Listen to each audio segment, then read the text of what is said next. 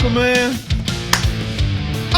Welcome back to the channel, man. Real quick, super real quick, because I do understand, guys. I am aware that today is a holiday. All right, a lot of people are off. Okay. However, this is called it's still Tech Talk Thursday, and I'm still supposed to say Tom Cook. Yeah, one more day. I'm still supposed to say one more day, even though today is a holiday. Y'all see the video with a lady?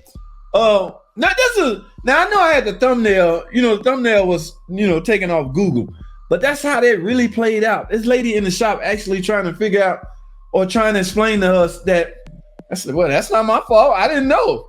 So my question is, you own a vehicle that requires. I'm getting off topic. I don't know how I got on this. You own a vehicle that requires a transmission service every 60,000 miles.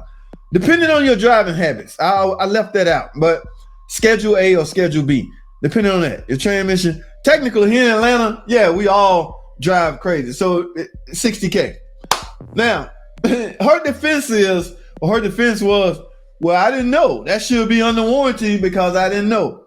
She did not. Her argument is, had she known she's supposed to get a trans service every 60,000, she would have. So technically, her warranty should kick in and help her out. Problem is, her warranty has expired, but she still want help from FCA. Now, I don't know. I wrote that estimate up, what was it, about 4 days ago? So we gotta wait and see if I go in tomorrow and the transmission is sitting in my stall. First thing I'm gonna ask is this warranty? Okay, because the pay is different. I wrote up 8-9 hours for if it's CP to swap it out and flush and all that. If it's warranty, it's gonna come down all the way down to 3 or 4 maybe. So I need to know, number one, if she won her argument, if she presented her case to the heads and they go, all right, we're gonna let you slide this time. You didn't know, but from now on, you gotta service this thing. If she pulled that off, dude, can you imagine the rash of customer that's gonna use that same argument? So the best thing they can do is keep it under wrap. Now I'm gonna tell you what FCA, or I'm gonna tell you what a lot of these car makers do. A lot of people don't know this. You can, however, call your car maker or your warranty, not even your warranty, you gotta call the heads and present your case. Now, one of the things they're gonna look at is your purchasing history. If you got like 4 or 5 Chrysler Dodge sitting in your driveway, they pull your social security number up and say, you're a buyer? Yeah, you support the company, you this, you that, you got a Chargers, a Scat Pack sitting in your lot. They're gonna contact the dealer. Yeah, Miss Smith, yeah, go ahead, give her a transmission though. Don't worry about it, just give her. But sir, I don't care, just give her a transmission. But JT said she never serviced it and the pan never been off. Look, I'm Leah Coca, or whatever his name is. I'm the owner of this. I said give her a transmission. We got to give her a transmission, and we got to shut up and give her a transmission. It ain't our problem at that point. Again, I'm going to get the lousy 3 hours labor, but if she present her case, so a lot of people don't know, sometimes when you think something should be warranty, it don't hurt to try. Call the 1-800 number and see, present your case and see what happens. I don't know if she gonna pull that off. She got the number. She gonna call. I put the car outside. We're gonna wait to see what happens. If I get there tomorrow and the transmission sitting in my stall, I'm gonna fire the camera up and we're gonna talk about it after I find out if it's warranty or not. All right, we'll do it like that. But how the hell did I get on that? I know how. Yes, a lot of people. We was talking about gutters, and don't neglect your gutters. You don't know your gutters full, but you see leaves falling. Chances are your gutters full. Clean your gutters, guys. Yes. Water get in there. Ooh. It's technically her owner's manual tells when right. It do, but her defense is, I ain't know. Ain't nobody told me nothing. I don't just open that book and read it. I've seen that work, Again, it depends on her purchasing history. Leala Coca might be like, all right, we're gonna let you slide. Guys, speaking of that, we'll talk about that later. But yeah, I don't know how this gonna play out. We shall wait and see. But I'm telling you, if it works for her, and she get out there and start telling the world, all I did was call Leo Coca and told him, I want a new transmission. This all y'all got to do.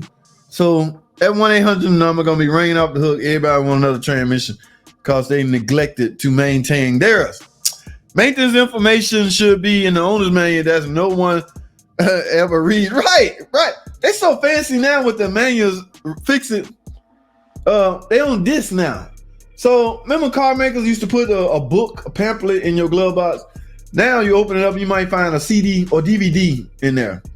So now that technology even old. They don't even do that no more. You might get a little thumb drive, but just like CD players no longer in cars. I don't know how they relaying it might be a file. You issued a file when you purchased the car, and you ought to look over it. But the hard paperback manuals went away, and then they gave you a DVD. The point is, you should read it. All right? Yeah, you faithfully doing your oil changes, and this could be fault of the shops. This dealer can likely go, where you been getting your oil changes? Right here. Oh, really? And they go and find out she's faithfully been doing an oil change. Now, the car maker could go contact the dealer service manager. Why ain't y'all upselling transmission service? All right? Why she got 120 some thousand miles. That's 2 trans service she done missed. Did y'all recommend that at 60K and 120K?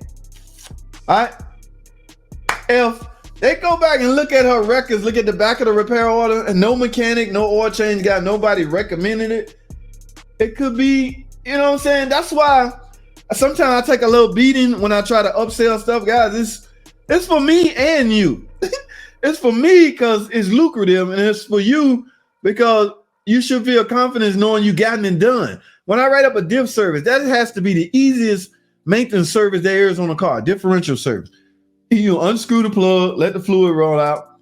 You unscrew the field, put the fluid in. Boom. Almost an hour, 7/10 or whatever it is. But that has to be the easiest service out there. Why ain't guys selling diff services? When is the interval? 30 or 60? It depends. Why ain't y'all doing that is beyond me. But it's out there for the taking. And again, it's lucrative to you. And it's something that they got done. And you're prolonging the life of their differential unit. So you're killing 3 birds in 1 stone by upselling a diff service. All right. Yes.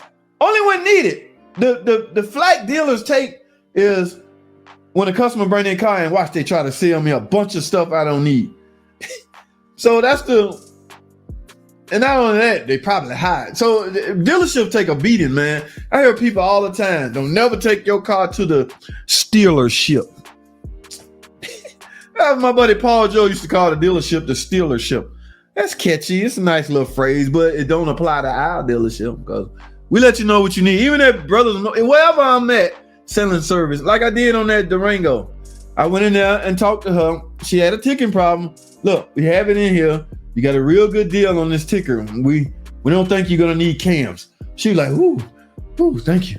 All right, so I went on to explain to her. And matter of fact, she came to me about what she had already had done.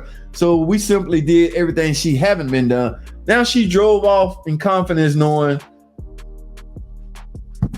You see what I'm saying? So yeah, fix it. People don't read that thing, man.